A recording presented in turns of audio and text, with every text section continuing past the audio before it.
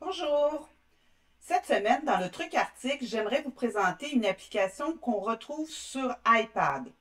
C'est une application payante, assez dispendieuse, 17 $, mais j'avais le goût de vous en parler pour deux raisons. D'abord, souvent on me demande quelle est ton application préférée pour dessiner sur iPad et je vais toujours répondre Procreate. C'est une application qui existe depuis 13 ans et c'est ma préférée. Et la deuxième raison, c'est aussi la préférée de plusieurs artistes et illustrateurs professionnels.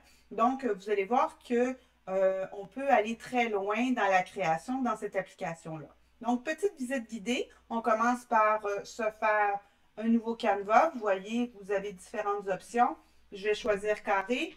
Alors, vraiment, ce qui singularise cette application-là, c'est le nombre de pinceaux qui sont disponibles. Donc, vous voyez, il y a des types de pinceaux, ancrage, dessin, calligraphie, peinture, aérographie. Et vous choisissez ce que vous voulez. Disons qu'on retourne dans peinture et je choisis huile. Et ce qui est intéressant, c'est que si vous double-cliquez sur la pointe, vous pouvez changer les paramètres et tout simplement créer votre propre pinceau. Donc, on va aller dans la palette de couleurs. On va aller se choisir une couleur. Je vais choisir tout simplement le noir et je vais tracer. Donc, ici à gauche, je peux changer la pointe de mon pinceau, la mettre plus large, changer l'opacité, le mettre plus transparent.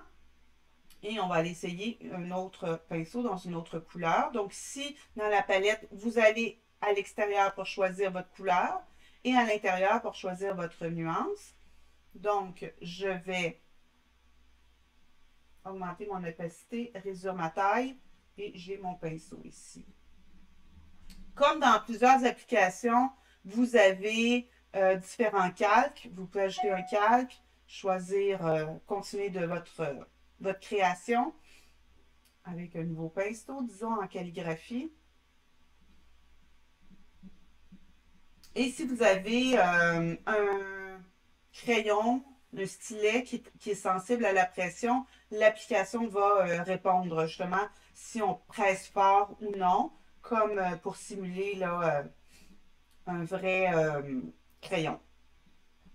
Alors voilà, les autres options qui sont vraiment intéressantes, c'est dans la petite clé en haut à gauche.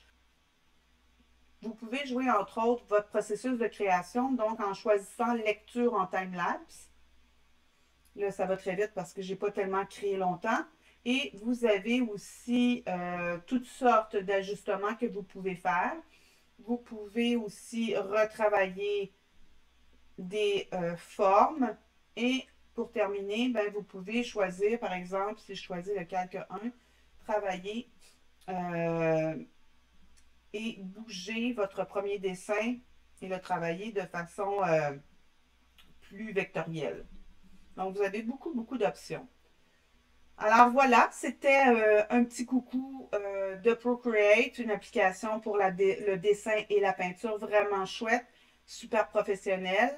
Alors voilà, merci.